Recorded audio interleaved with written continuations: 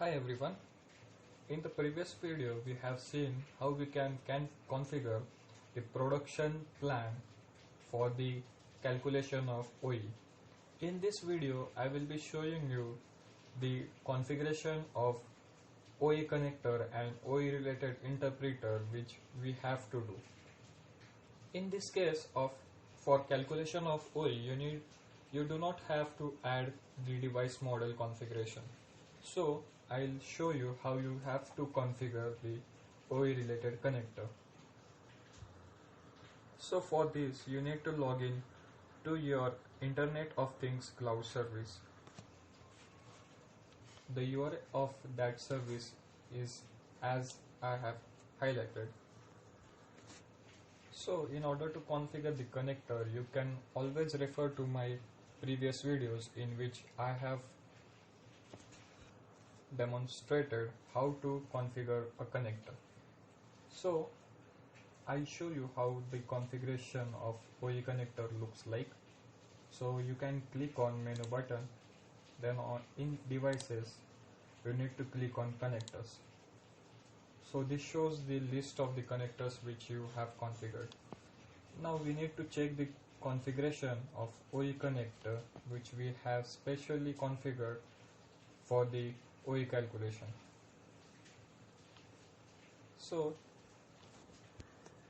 the configuration of this OE connector looks like this.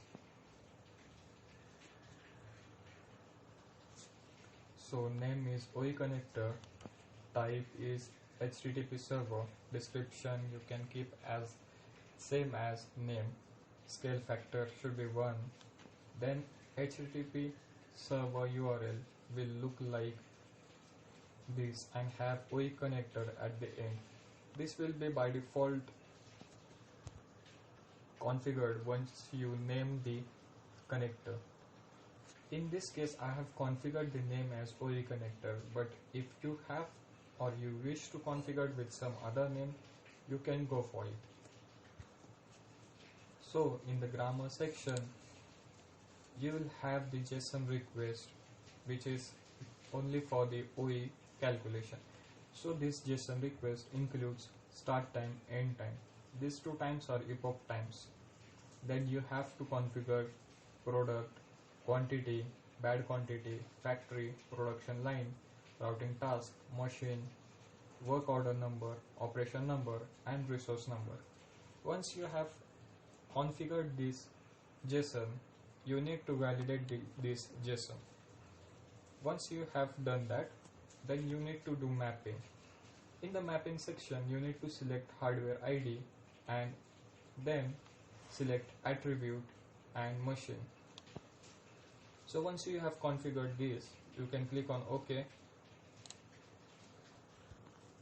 and then click on save button in order to save this connector.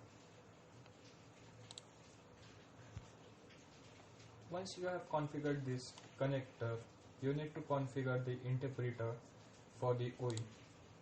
So let's click on menu button, then interpreters, and here you can add a new interpreter with the following properties.